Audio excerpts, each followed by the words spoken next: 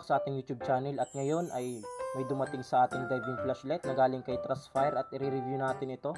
Ito yung Trustfire na DF50 at meron siyang underwater 70 meters at meron din siyang drop test na 1 meter at ang max output niya ay 6,500 lumens at max throw niya ay 105 meters at ang katumbas ng kanyang battery ay tatlong 21700 na battery at meron din siyang 3 years warranty kapag bibili kayo. At bubuksan na natin kung ano yung laman ng kahon. Let's go! Ito na yung laman ng kahon. I-reveal na natin yung laman ng kahon. At ito yung mga laman ng kahon. Ayan. Ayan, nalaglag pa. Ayan o. Kompletong kompleto. Siyempre meron tayong user manual. Hindi mawawala yung ating user manual. Ayan. At meron din siyang free na 4 na O-rings para do sa ating diving flashlight. At meron tayong spherical joint. Ayan, yung pinakang hawakan dun sa flashlight. Tapos meron tayong lanyard. Ayan yung kanyang lanyard, yung pantali dun sa flashlight. Tapos USB cable. Ayan, type C na siya. Ayan, type C. Dun natin ito isasaksak sa ating pinakang battery. At din na natin kailangan ng battery charger dahil merong saksakan yung ating pinakang battery ng type C cable. Ayan o. Nakikita nyo. Ayan o. Ayan. At yung ating battery, ito yung ating battery. ARB 5000U 11.1 voltage tapos 5000 mAh tapos 55.5 watts. Ayan. Napakalaki niya. Ayan o. Napakalaki. At ang katumbas nito ay tatlong 21700 na battery. Ayan. At ito, yung tinatanggal bago pailawin yung flashlight para hindi siya ma-discharge. Nakalagay dun sa kanyang flashlight. At ito na yung ating diving flashlight na DF50. Ayan, napakaganda. Napakalaki niya. Kaso napakaganda niyang gamitin dahil meron siyang 180 degree. Ayan, napakalawak talaga. Talagang napakaganda ng kanyang mga LED. Ayan o. At ang DF50 ay ginagamit sa mga diving, cave diving at sa mga pag-explore sa ilalim ng dagat dahil napakaganda niyang gamitin at dinisign siya para sa mga diving at din yung kailangan pang balutan siya ng kung ano-ano para itubog sa ilalim ng dagat kasi waterproof po siya at hindi niya na kailangang maglagay ng kung ano-anong mga interior o yung mga tinatali pa sa flashlight para hindi mapasukan ng tubig. Ayan. At nandito na sa flashlight na ito ang hanap nyo. Pwede nyo siyang gamitin sa scuba diving, cave diving, free diving at pwede nyo rin siyang gamitin sa mga outdoor na lakad nyo kagaya ng mga camping dahil wala naman problema kasi pwede naman siyang mabasa at pwede rin siyang gamitin sa mga kung wala kayong magamit na pang ilaw at pwede nyo rin siyang gamitin. Ayan. At meron din siyang tatlong klase na LED source, make interest explore of the sea world, yung white light, red light at UV light.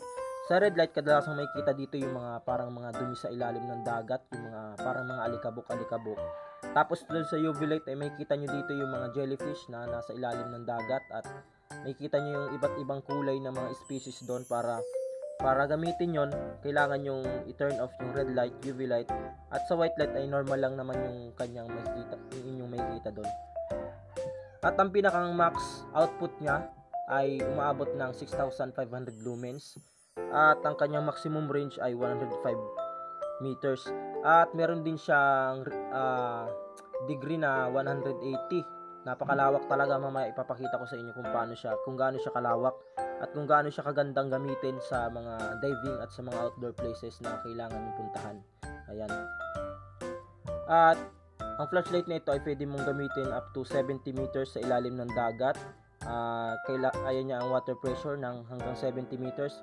Kapag siguro lumampas ay meron siyang magkakaibarya na siya kapag lumampas sa mga 70 meters. Siguro baka may masira dun sa loob at baka hindi na siya gumana kapag nasobrahan yung lalim ng pinaglangoy natin. Pero tayo ay lumalangoy lang naman tayo hanggang 5 meters to 6 meters kaya hindi naman gaanong kalalim yun.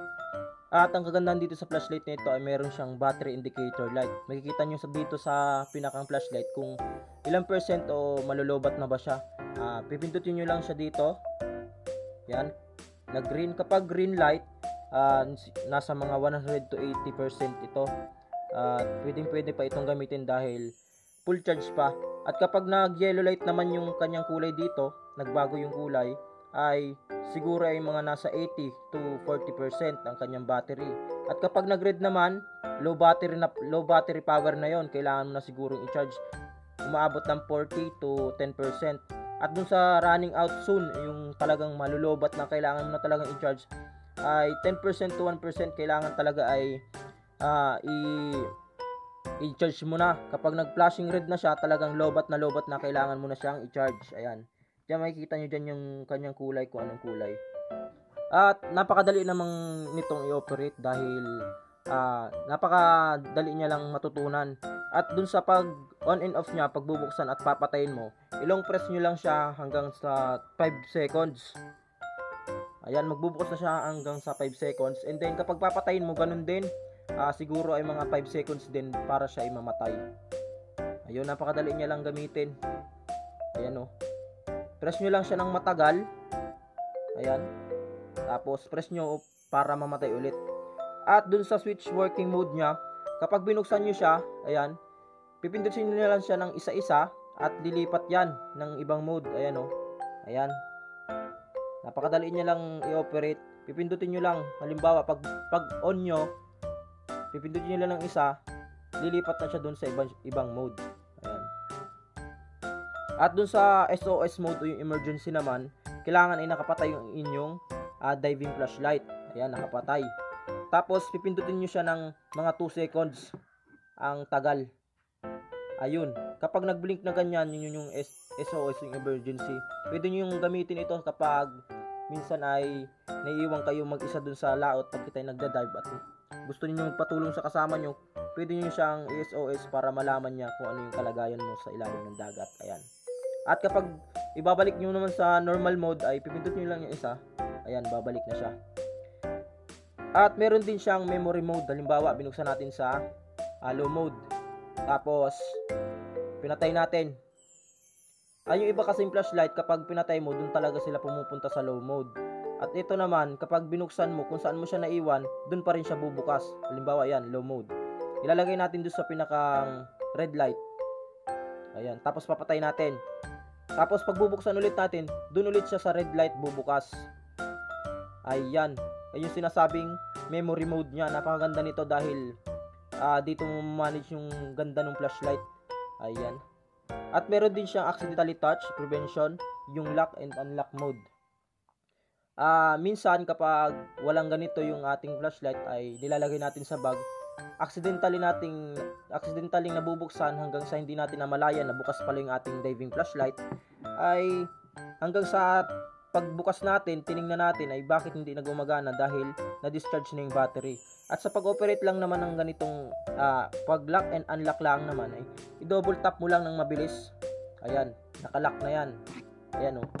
Kahit anong pindot mo dyan, magbiblink lang ng magbiblink yan, hindi mo siya mabubuksan. Kailangan, kapag unlock mo naman, kailangan mong pindutin ng 2 beses ulit ng mabilis para matanggal yung lock niya. Ayan. Ayun. Natanggal na yung lock niya. Ayan. Ganun lang kadali yung kanyang pag-operate. Kapag i-charge naman yung inyong battery ay meron siyang power LED indicator. Dito makikita nyo, kapag red yung tuldok na yan ay nag-charge yan. At kapag green naman ang nakita nyo ay ibig sabihin ay puno na yan. At meron din itong battery na ito ng current protection at meron din siyang discharge protection. Halimbawa ay naiwan nyo siya at nakalimutan nyo siyang bunutin ay puno na pala. Ayos lang yun kasi meron siyang protection, discharge protection, at meron din siyang charge protection. Ayan. At punta naman tayo sa kanyang parameters. At kapag sa violet light, tumutin yung violet light. Ayan yung kanyang violet light. Ang brightness niya ay nasa 8.5 lumens. Ayan. 8.5 lumens. At tumatagal siya ng 12 hours. And then kapag nasa red light naman, ayan yung red light. Ayan. Ang brightness niya ay nasa 391 lumens. At tumatagal siya hanggang 5.2 hours. Ayan. Yung kanyang red light. kapag nasa high mode naman, ayan yung high mode, napakalakas ang silaw. Ayan o. High mode naman ay 6,500 lumens yung pinakang max output niya. Tumatagal siya ng 205 minutes. Ayan, kasi kapag malakas yung ginagamit mong mode ay malakas din syempre makakain ng battery. At yung pinakang low mode naman niya, ayan yung low mode, ay umaabot lang ng 1,000 lumens at tumatagal siya ng 6.8 hours. Ayan. Tapos ang kanyang range ay 43 meters at dun sa high mode ang kanyang range ay 105 meters. Ayan. Ayan o. UV light, red light, tapos high mode. Ayan, napakalakas. Ito yung pinakang max output niya. Tapos yung low light. Ayan. At meron din siyang 1 meter anti-drop height. Kailangan may protection siya para kapag nalaglag ay meron siyang 1 meter drop height. Kapag nalaglag ito ng sobrang taas ay baka masira naman na yung ating diving flashlight nun kapag sobrang taas naman natin na bagsak. Kaya ang pinakang max anti-drop height lang niya ay nasa 1 meter lamang. At mamaya ay gagamitin natin ito sa ating pag-spear fishing sa ilalim ng dagat.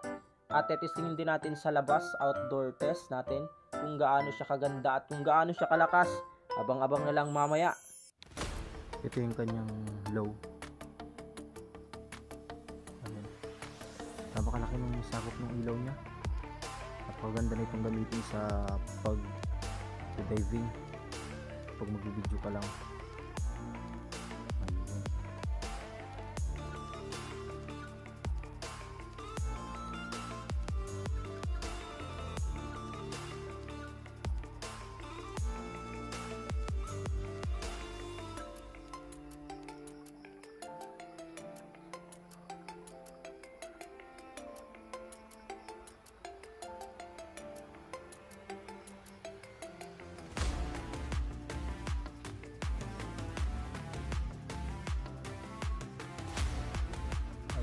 Parang araw. Sobrang lakas. Talagang ilaw yung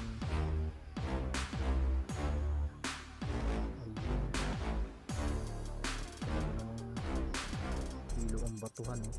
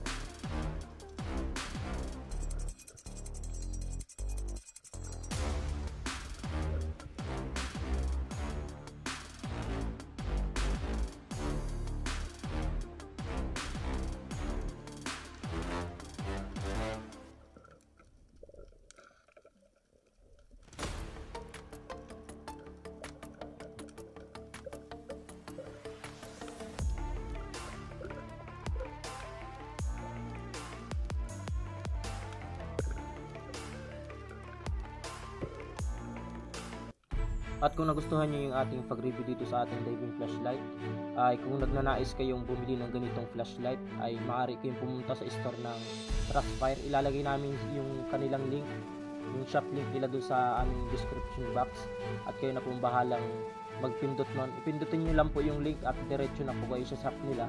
At and then meron din po silang iba't ibang uri ng flashlight na pang outdoor, at meron din siyang iba't ibang uri ng pang diving flashlight. Ayan, kayo na po ang bahalang mag-order, at napakaganda po ng kanilang mga product at high quality po. At maraming salamat din po sa inyong panonood, at pakiiwan naman po ng isang like o yung comment ninyo dyan, at huwag niyo rin po kalimutang mag-subscribe sa ating YouTube channel para po maging updated po kayo sa aming po mga video na ilalabas.